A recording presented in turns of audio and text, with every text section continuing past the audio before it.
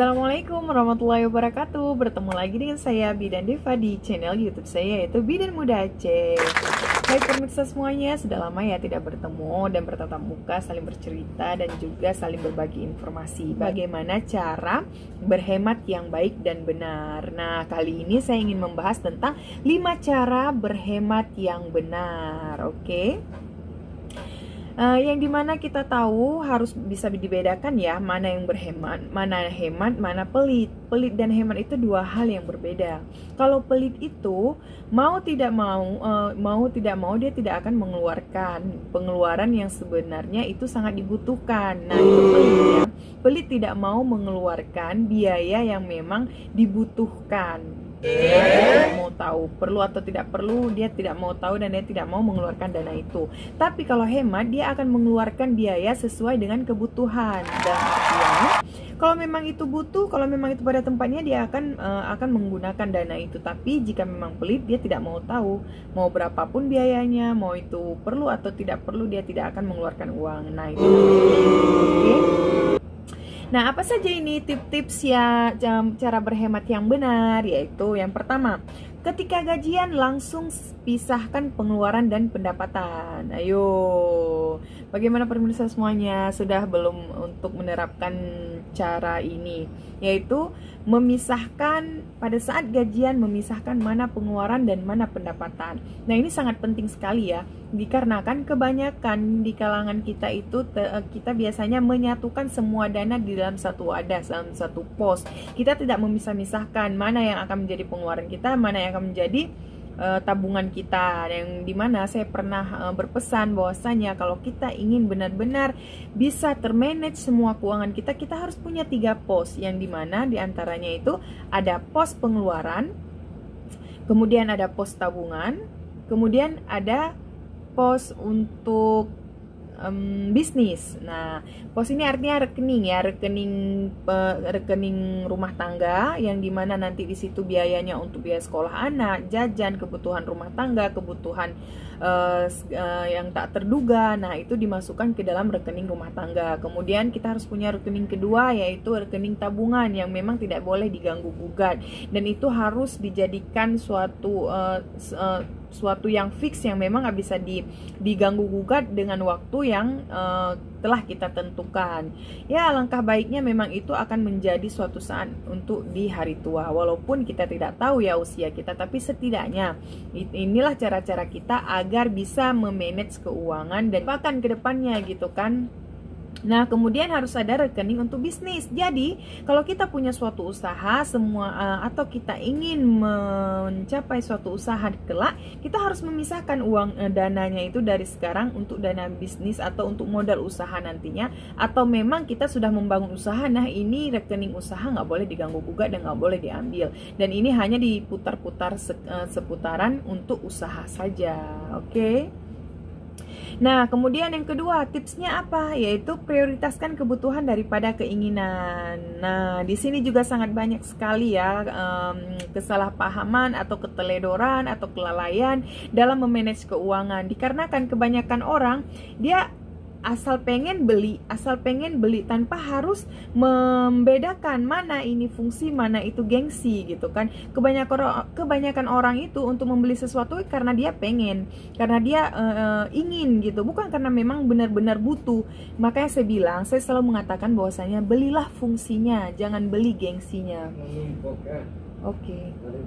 Oke. Nah, belilah fungsinya, jangan beli gengsinya. Dikarenakan apa? Kalau kamu beli gengsinya, nanti kamu sendiri yang akan menderita atau menyesal. Dikarenakan gengsi itu nggak akan ada habisnya, dan itu continue ya, dan itu bermusim gitu. Jadi mau sampai kapan kita hidup dengan gengsi yang ada mudarat hutang sana sini kan gitu. Tapi jika memang fungsi, insya Allah akan permanen. Dikarenakan apa? Karena memang kita belinya sesuai dengan kebutuhan. Kalau memang nggak butuh, ya nggak usah dibeli. Karena kalau ikut tren, mau sampai kapan tren ini? Dan orang peduli apa tentang dirimu untuk mengikuti tren gitu kan? Orang tidak peduli dengan apa yang kita lakukan. Hanya diri kita saja, hanya nafsu kita saja yang ingin mencapai sesuatu yang ingin kita inginkan gitu. Itu hanya nafsu semata. Orang tidak peduli denganmu. Jadi apa yang harus kita publiskan gitu kan? Karena kalau dibilang kaya, masih ada yang lebih kaya. Dibilang miskin, masih ada yang lebih miskin. Maka lakukanlah sebagaimana di jalurmu, sesuai kebutuhanmu, sesuai pendanaanmu. Tapi ya kalau memang itu udah sifatnya dari orok gitu, ya mau dibilang apa gitu kan. Karena itu ya itu kembali lagi. Kalau memang nyamannya begitu, ya itu kembali lagi ya. Tapi pada dasarnya itu hal yang tidak baik. Itu suatu akhlak atau suatu sikap yang negatif, dan itu harus dirubah. Yang dimana Rasulullah juga mengatakan akhlak tercela atau akhlak tidak terpuji itu mohon ditinggal, yang baik diambil ya, yang baik harus diterapkan dalam kehidupan kita sehari-hari. Maka dari itu saya sarankan kita ayo mulai sekarang belilah fungsinya, hindari gengsinya, belilah kebutuhan, hindari keinginan. Boleh sih membeli keinginan, tetapi di waktu yang tepat, oke, di waktu yang tepat dan dengan kondisi yang tepat pula. Nah itu tidak masalah. Dikarenakan apa? Kalau Anda membeli gengsinya, kalau memang Anda mampu dan Anda tidak perlu menutupi yang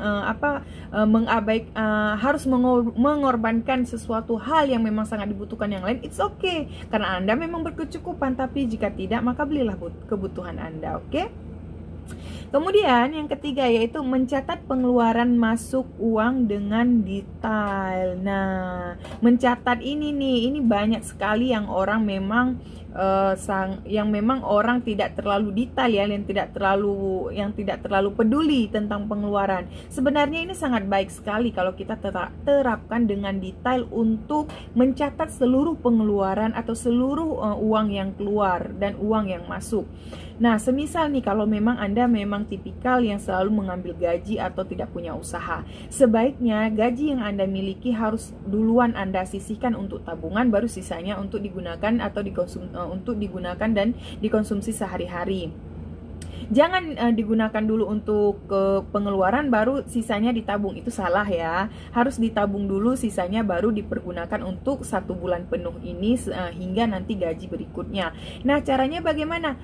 Setiap pengeluaran yang Anda keluarkan itu harus dicatat. Memang ini tidak semua orang ya ingin meluangkan waktu atau sangat kreatif untuk hal ini. Memang banyak orang yang tidak suka melakukan hal ini, tapi alhamdulillah saya pribadi itu dari dulu, mulai dari saya sekolah hingga saya saat ini bekerja, hingga detik ini saya masih melakukan hal yang sama, karena itu adalah nasihat dari orang tua saya, yaitu mama dan ayah saya. Karena mama bilang kalau apapun yang mama selalu berpesan, Kak, apapun kakak beli itu harus berapapun duit yang kakak keluarkan harus kakak catat. Jadi saya ingat ini pesan ayah mama saya.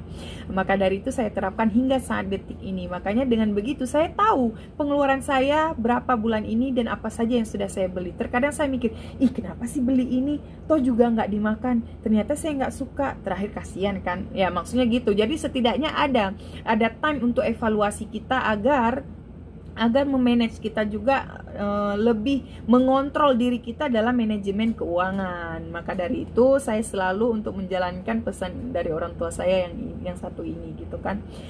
Kemudian buat rekening yang terpisah. Nah, seperti yang saya katakan tadi, buat rekening yang terpisah ini yaitu ada misal 3 rekening ya yang wajib banget harus ada. 1, rekening untuk pengeluaran rumah tangga. Isi itu sudah mencakup tentang pengeluaran biaya sekolah anak, jajan anak, kebutuhan hari-hari dan lain sebagainya. Kemudian rekening yang kedua yaitu rekening untuk tabungan yang tidak boleh diganggu gugat. Kemudian rekening yang ketiga yaitu untuk bisnis dan usaha, yang dimana semua tentang kebutuhan usaha harus di rekening tersebut tanpa diganggu gugat. Oke? Kemudian buat gaya hidup seminimalis mungkin. Nah, seperti yang saya sampaikan tadi, Anda tidak perlu terlalu mempublis ya kegengsingan Anda, karena nggak semua orang peduli tentang kita. Orang peduli apa? Kalau kita ingin bergengsi atau bergaya, masih banyak yang lebih bergaya di atas kita. Kalau kita ingin justru Allah dan Rasul juga sudah berpesan, hiduplah sederhana, artinya tidak terlalu tinggi, tidak juga terlalu rendah, berkecukupan, cukup segalanya, cukup punya ya cukup untuk makan, cukup segalanya, tidak kekurangan. Karena kalau sudah berlebihan juga itu dikategorikan ke dalam ria. Nah, ada juga sih kadang-kadang orang mempubliskan, mempamerkan ya, mempamerkan kekayaan atau mungkin mempamerkan apa yang dia miliki. Sebenarnya pada dasarnya hal yang seperti itu tidak perlu kita publis. Karena kenapa? Nggak hanya kita loh yang punya itu, orang juga mungkin lebih daripada itu. Jadi yang mau kita publis apa gitu kan? Kita punya ini, orang lebih daripada itu. Yang ada kalau orang-orang yang sudah sadar ya, orang yang sudah sadar dan orang yang lebih cermat dan cerdas, malah dia akan menertawakan hal-hal yang seperti itu jika kita terlalu mempublis kemewahan gitu kan. Karena apa? Masih banyak kok di luar sana yang lebih mewah daripada kita. Karena ini duniawi.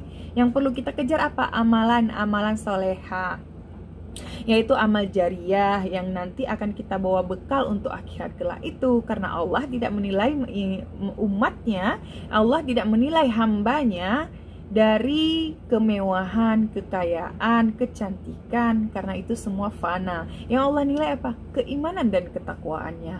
Maka dari itu, ayo kita sama-sama untuk mengintrospeksi diri, untuk berbenah diri menjadi pribadi yang lebih baik di sisi Allah Subhanahu wa taala dan menjadi umat yang terbaik di sisi Rasulullah Shallallahu alaihi wasallam dan menjadi pribadi yang lebih baik dan kembali kepadanya dengan husnul khatimah.